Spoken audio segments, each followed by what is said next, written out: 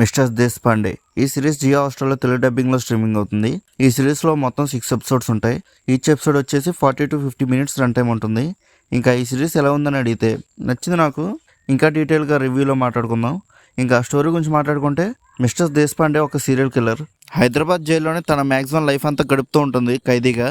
ఇంకా చాలా ఇయర్స్ తర్వాత మిస్టర్ దేశపాండే మర్డర్ స్టైల్ని కాపీ చేస్తూ ఒక సీరియల్ కిల్లర్ తయారవుతాడు.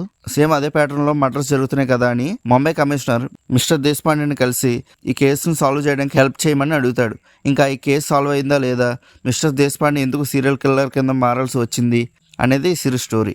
సిరీస్ చాలా ఇంట్రెస్టింగ్గా స్టార్ట్ అయినా సిరీస్ వెళ్తున్న కొద్దీ స్లో అవుతూ వచ్చింది. ఫస్ట్ 4 ఎపిసోడ్స్ యావరేజ్గా ఉన్నా బట్ లాస్ట్ 2 ఎపిసోడ్స్ అయితే మంచి ఇంట్రెస్టింగ్గా అండ్ సస్పెన్స్గా వెళ్తూ ఉంటుంది. ఈ సిరీస్లో ఎమోషనల్ సీన్స్ కూడా చాలా బాగా వర్కౌట్ అయ్యాయి. ఈ సిరీస్ చూడాలంటే కొద్ది పేషెన్స్ అనేది కావాలి ల్యాగ్ని తట్టుకోవడానికి. ఒకవేళ మీరు ఫస్ట్ 4 ఎపిసోడ్స్ కంప్లీట్ చేస్తే లాస్ట్ 2 ఎపిసోడ్స్ అయితే ఎప్పుడు కంప్లీట్ చేద్దామా అని ఎదురు చూస్తూ ఉంటారు.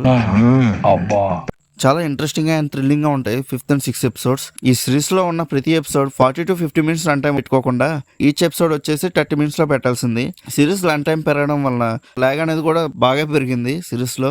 ఇంకా యాక్టర్స్ పెర్ఫార్మెన్సెస్ గురించి మాట్లాడుకుంటే అందరూ చాలా బాగా చేశారు.